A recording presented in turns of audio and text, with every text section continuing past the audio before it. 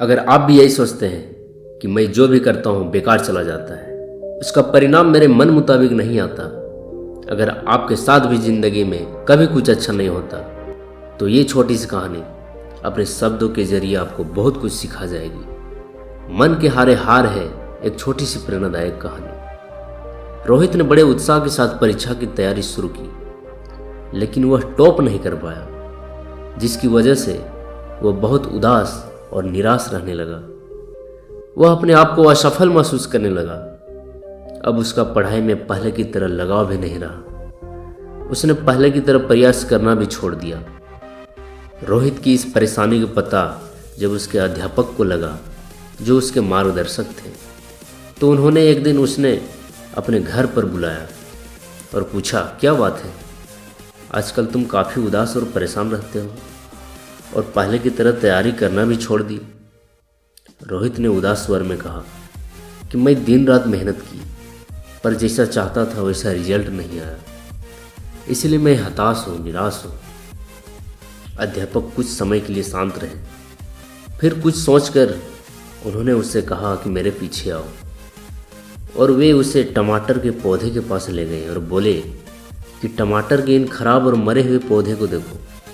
जब मैंने इस पौधे को बोया था तो मैंने बहुत मेहनत की, पूरे दिल से इसकी देखभाल भी की। मैंने समय समय पर सही मात्रा में पानी भी दिया, खाद भी डाली, कीटनाशक का छिड़काव भी किया, पर फिर भी ये खराब हो गया, तो मैं क्या करूं?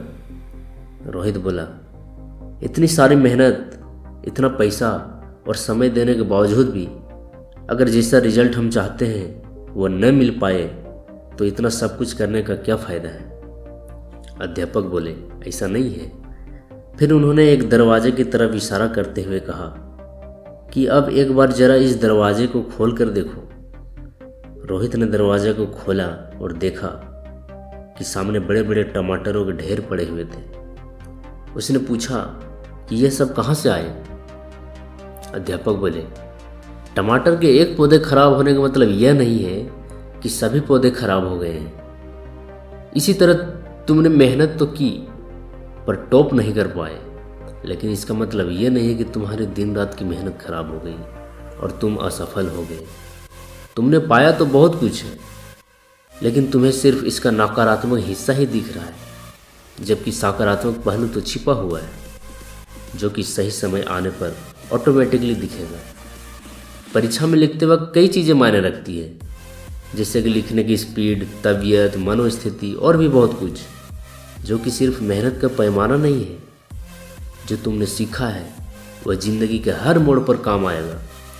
मेहनत करने के बावजूद मनचाहा परिणाम न मिलना, इससे यह साबित नहीं होता है कि आप असफल हो गए, बल्कि आपने तो सफलता की ओर अपने कदम बढ़ाए हैं। थॉमस एल्वा एडिसन ने भी एक बार में ही बल्ब नहीं बनाया था।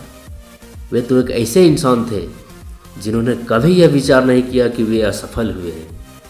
9,999 बार तक वे असफल रहे, बल्ब नहीं बना पाए, और आखिर में 10,000वें प्रयास में उन्होंने बल्ब का आविष्कार करके दुनिया के सामने रख दिया। उनका माइंडसेट तो इतना स्ट्रॉन्ग था कि वे कभी भी नहीं सोचे कि मैं असफल हो रहा हूँ। उनके मुताबिक तो वे 9,999 तरीके जान गए जिनसे कि बल्ब नहीं बनाया जा सकता। ऐसे और भी हजारों उदाहरण हैं इस दुनिया में, जिनसे कि हमें काफ़ी प्रेरणा मिलती है। अगर इन्होंने भी अपने आप को एक फेलियर समझा होता, तो आज वे इतने महान और इतने अमीर व्यक्ति नहीं बन पाते। निराश होने की जगह ये सोचो कि तुमसे कहाँ चूक हुई और उस चूक को सुधारने की कोशिश करो। ये बात उन सभी लोगों पर लागू होती है जो जीवन में कुछ करना चाहते हैं, लाइफ में आगे बढ़ना चाहते हैं। जब रेस लंबी हो तो ये मायने नहीं रखता है कि कौन कितनी तेज से दौड़ रहा है, मायने तो यह रखता है कि कौन कितनी ज़्यादा देर तक दौड़ सकता है। विफलता बस फिर से शुरू करने का एक और अवसर होता है, लेकिन इस बार और अधिक समझदारी से। जितनी बार आप असफल होते हो, उतनी बार आप नई चीज़ें सीखते हो। असफलता ही हमें सफलता की कीमत बतलाती है। कभी मत कहो कि असफल हुआ हूँ, कहो कि आज मैंने कुछ नया सीखा है।